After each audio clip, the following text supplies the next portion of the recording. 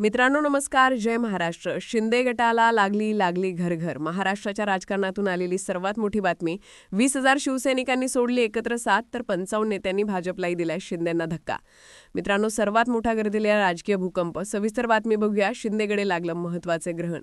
तरी ग्रहण संपण्यासाठी अतिशय मोठी ग्राम. मित्रांनो, नेमकं काय घडले राज्याच्या राजकारणामध्ये सध्या? एकनाथ शिंदेंच्या शिवसेनेसाठी नक्कीच ही बातमी अतिशय जड जाणारी आहे आणि इकडे उद्धव ठाकरेंच्या शिवसेनेसाठी खूप महत्वाची मानली जाणारी अपडेट आहे.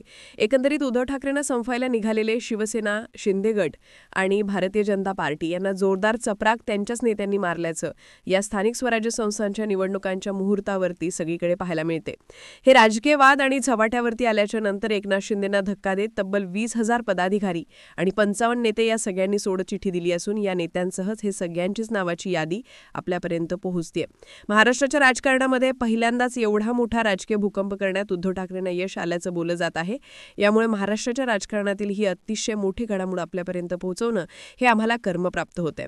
मित्रांनो, आपण जर शिवसैनिक असाल, आपण जर उद्धव बाळासाहेब ठाकरे यांच्या शिवसेनेला मानणारे असाल तर नक्कीच खाली कमेंटमध्ये व्यक्त करा तुमचं नाव, जिल्ह्याचं नाव आणि करवट शिवसैनिक किंवा उद्धव बाळासाहेब ठाकरे जिंदाबाद असं लिहायला विसरू नका. महाराष्ट्रामध्ये उद्धव ठाकरे यांचा शिवसैनिक राज्याच्या ग्रामीण भागापासून शहरी भागापर्यंत पुढच्या गावगाड्यापर्यंत पोहोचलाय हे आपल्याला यावरून समजेल.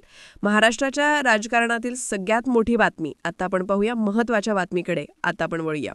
उद्धव ठाकरेंना संपवण्यासाठी भारतीय जनता पार्टीसह एकनाथ शिंदेची शिवसेना गेली 3 वर्ष प्रयत्न करते. सुरुवातीला आमदार फोडल्यानंतर खासदार फोडले, त्यानंतर जिल्हा प्रमुख, उपनेते, नेते फोडले, त्यानंतर सगळेच शाखा प्रमुख, विभाग प्रमुख यासह सगळ्याच नेत्यांना फोडण्यात एकनाथ शिंदेंना मोठं यश आलं. त्याचं कारण होतं की त्यांच्या हातामध्ये महाराष्ट्राची सत्ता होती.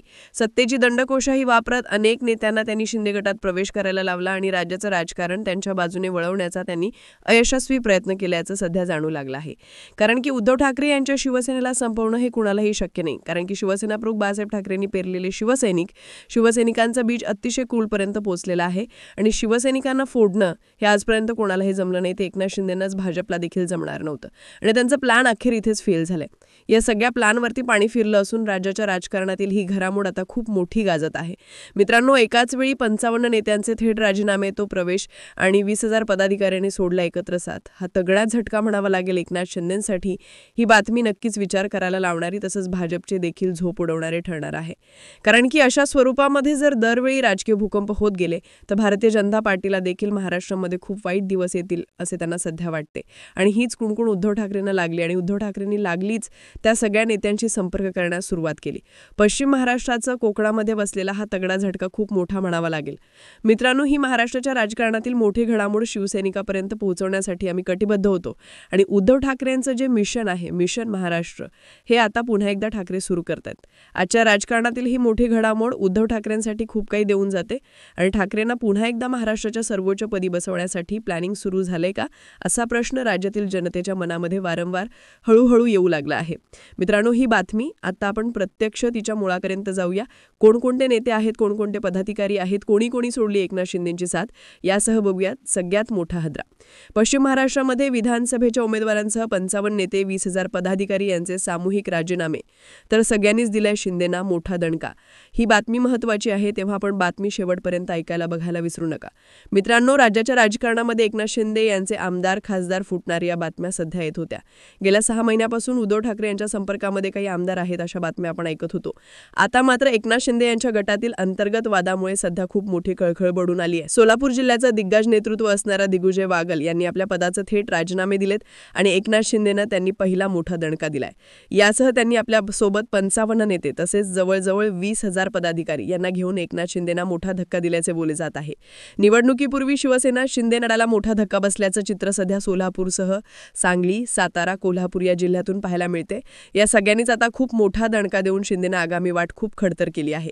करमाळा विधानसभा निवडणुकीमध्ये शिवसेना शिंदे गटाकडून निवडणूक लढवलेले दिग्विजय बागल यांनी त्यांचे सर्व पदाधिकारी, शाखा प्रमुख आणि शिवसैनिकांसह सामूहिक राजीनामे पाठवले आहेत. दिग्विजय बागल माजी मंत्री, दिग्विजय बागल माजी आमदार श्याम बागल यांचे पुत्र आहेत. त्यांच्या पाठीशी करवळ्यातला सगळ्यात मोठा गट असल्याचं बोललं जात आहे. काही दिवसांपूर्वी जिल्हाप्रमुख महेश चिवटे आणि दिग्विजय बागल यांच्यात सुरू असलेला वाद पोलीस ठाण्यापर्यंत पोहोचला होता. यातूनच मंगेश चिवटे यांनी माजी आमदार जयंतराव जगताप यांना शिवसेनेत आणून त्यांच्यावर करमाळा नगरपालिका निवडणूक प्रभारी पदाची जबाबदारी दिली होती. त्यामुळे दिग्विजय बागाल यांच्या समर्थक संतापले. त्यातूनच त्यांच्या जवळजवळ 55 शाखा प्रमुखांसह 20,000 पदाधिकाऱ्यांनी थेट राजीनामा दिलाय. यावेळेस हे सगळे पदाधिकारी भाजपाच्या वाटेवरती काही उद्धव ठाकरेंच्या शिवसेनेमध्ये प्रवेश करत असल्याची सूत्रांकडून माहिती मिळते. त्यामुळे हा एकनाथ शिंदेंना जबर बसल्या. सोलापूर जिल्ह्यासह पुणे, सातारा, सांगली, कोल्हापूर या जिल्ह्यातून सगळ्याच पदाधिकाऱ्यांनी साथ सोडली का असा प्रश्न सध्या समोर येतोय.